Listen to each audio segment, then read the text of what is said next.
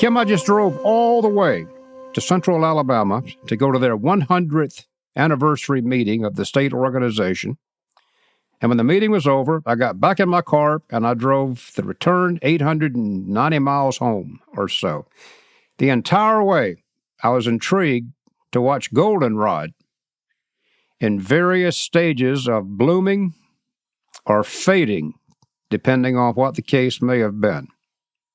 Well, that makes perfect sense this time of year. You know, I got a phenology chart here for Ohio, and I'm looking at that, and it says goldenrod should be blooming in September, and bingo. I love the part where you say perfect sense, like you see something I don't see. I hope you don't mind talking about this for the next 15 minutes or so, and let's just see how things bloom. Are you okay with that? I am.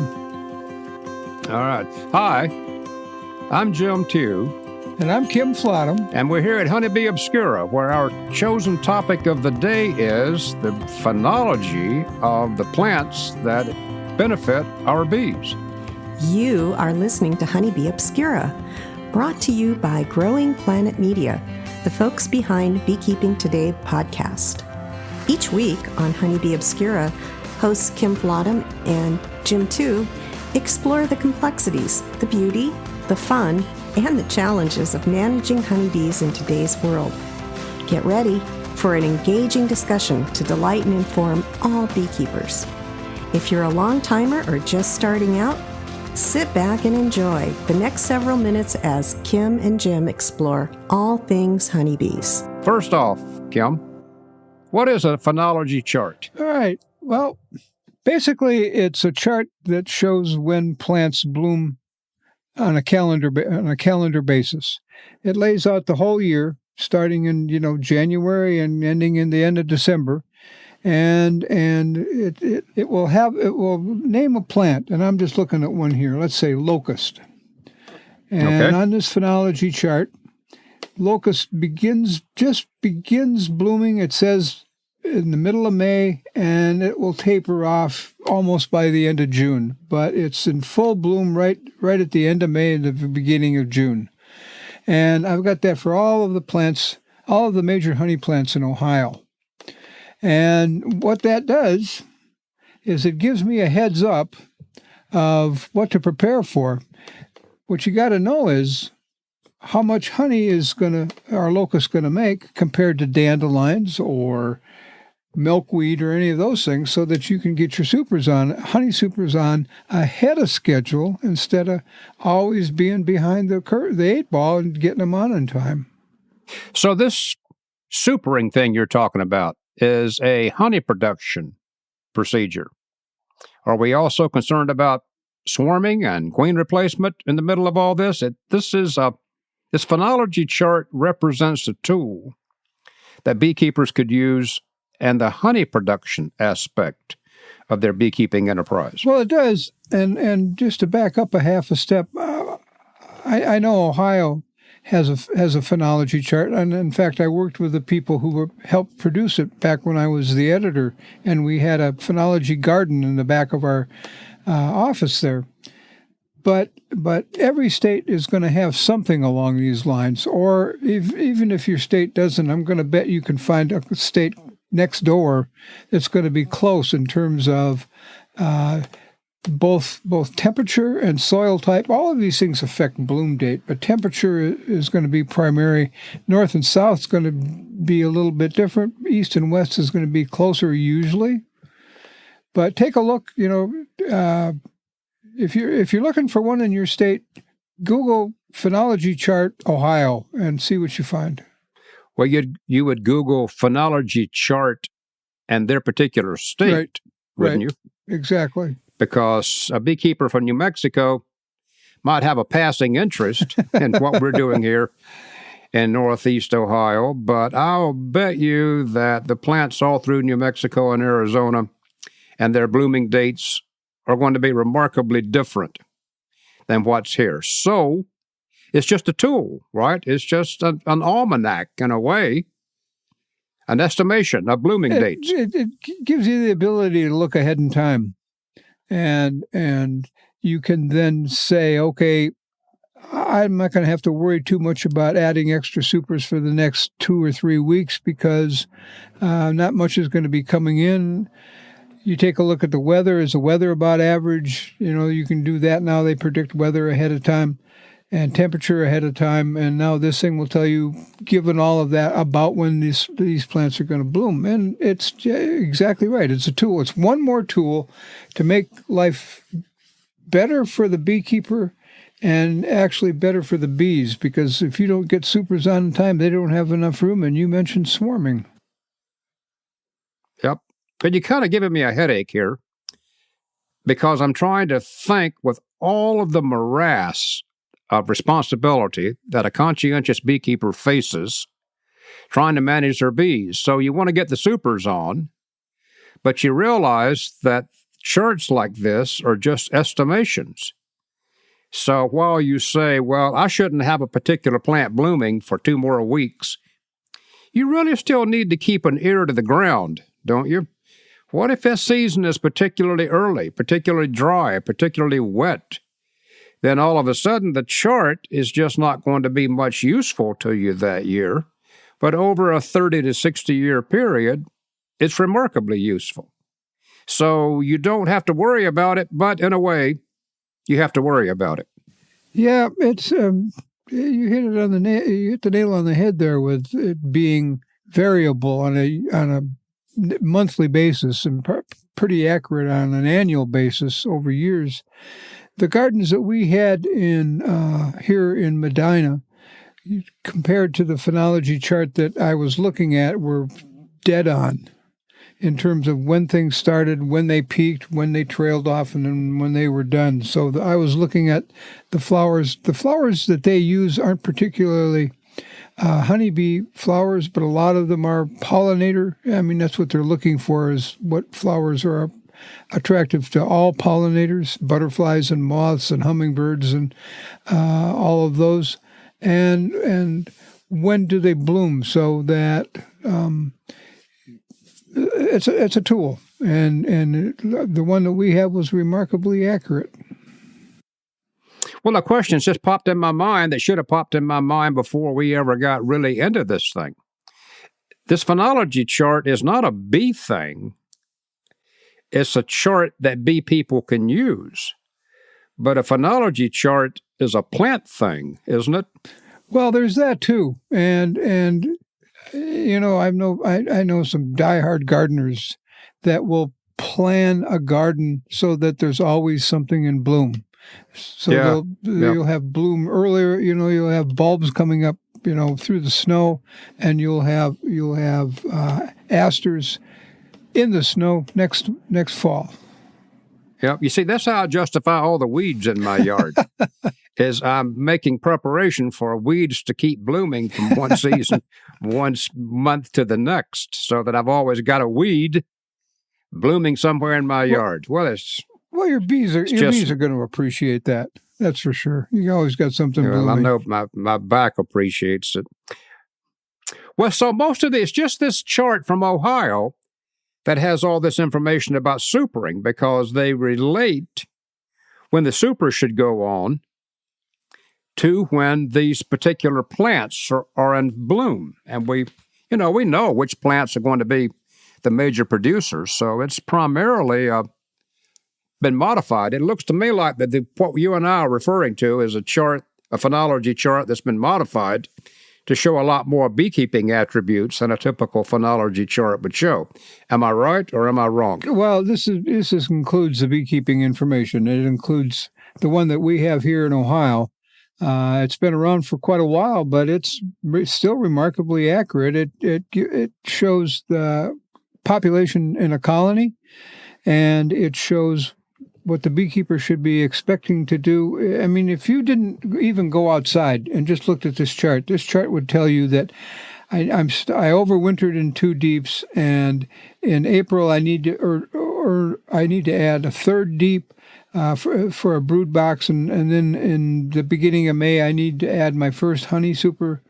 In June I add 2, and then 2 more honey supers.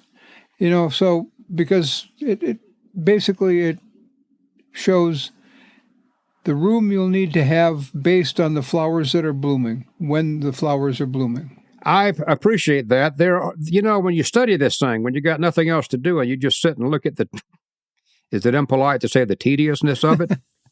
I'm expecting new brood in April, May, and June. Well, in fact, there's a dip in May in new brood and much of the East Coast and the Northeast and the Midwest. There's a dip in May. And then there's a rise again in August, and that's bees predictably getting ready for the winter bees. But Kim, I'm surprised to see that this chart clearly shows a significant peak of day-old larvae in October. I didn't know that was there. I don't know how to discuss that. While we think about it, can we take a break and let our sponsor say some things to us, and then we'll come back and pick up on why is my bee colony here in the backyard really cranking out some brood in October just before winter really starts. So, a word from our sponsor. Hey, podcast listeners, here's what we've been waiting for all year long. It's time to harvest and extract the honey. When you're ready to bottle and sell your crop, head over to betterbee.com. There you can shop for custom honey labels and glass or plastic honey containers. As your partners in better beekeeping, Better Bee does all the work of figuring out the weight each honey container will hold, not just the standard water weight or volume measure. So you can choose from the classics or go bold and different with a great selection of uniquely designed bottles. Check out our 50-plus container options and order with confidence at betterbee.com. Now that you've had some time to think about it, Kim, why is that bump there? Well, one of the things I was thinking about is what you said at the beginning of this discussion is that you saw goldenrod all the way from Ohio to Alabama. That is traditionally a big fall crop. And last year here in Ohio, it wasn't much of a crop at all, but this year it's really good. I've been smelling goldenrod for 3 weeks, and I can still smell it strong out in my yard. So one of the things that it's going to influence that is a big fall flow. And if you've got a lot of food, even if the days are getting shorter, I'm guessing that the bees are going, yeah, we got enough food, we can feed all these kids, and it'll give us a bigger winter population.